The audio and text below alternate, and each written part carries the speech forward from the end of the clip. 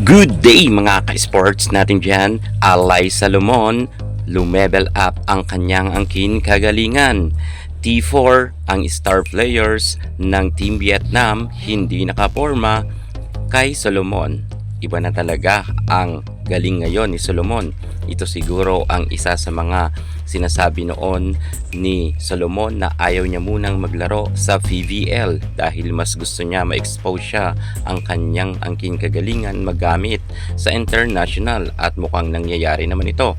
Makailan beses na nga nakakuhang award bilang best opposite hitter itong si Alyssa Solomon.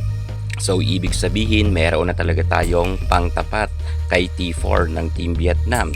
Mukhang Team Thailand na lang ang kinakailangan paghandaan ng Alas Pilipinas, at sana sa pagdating ng panahon matalo ito ng Alas Pilipinas para magkaroon naman tayo ng gintong medalya. Alyssa Solomon, mas gagalingan niya pa raw. Alamin ang buong detalye. Pero bago ang lahat, subscribe ka muna. Click ang ating notification bell para lagi kang updated sa lahat ng issue sa volleyball. Susunod na.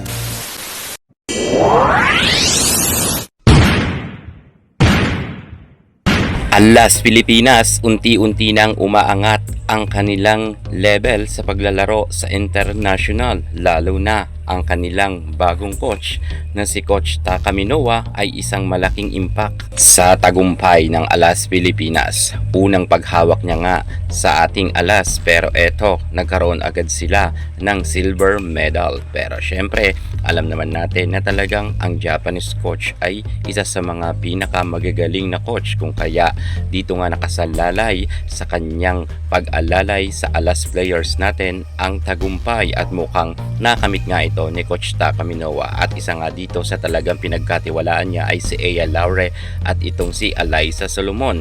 Ea Laure bilang best outside hitter at ang ating best opposite hitter naman ay si Alyssa Solomon. Target nga nila sa mga paparating panglaban sa international na makamit nga nila ang gintong medalya.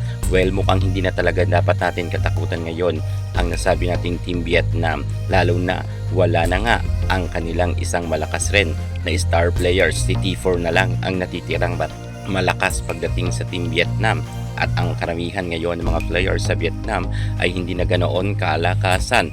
Lalong makikita natin ang kumpiyansa rin ng Alas Pilipinas dahil ibang level na ngayon ang nilalaro ng Alas Pilipinas. Sa tingin nyo, kayang-kaya na kaya makasungkit ng gintong medalya ng Alas Pilipinas? Lalo na siguro kung nariyan na sila Angel Canino. Hahihintayin natin ang mga nasa UAAP para mas lalong lumakas ang ating Alas Pilipinas. Thank you so much. God bless.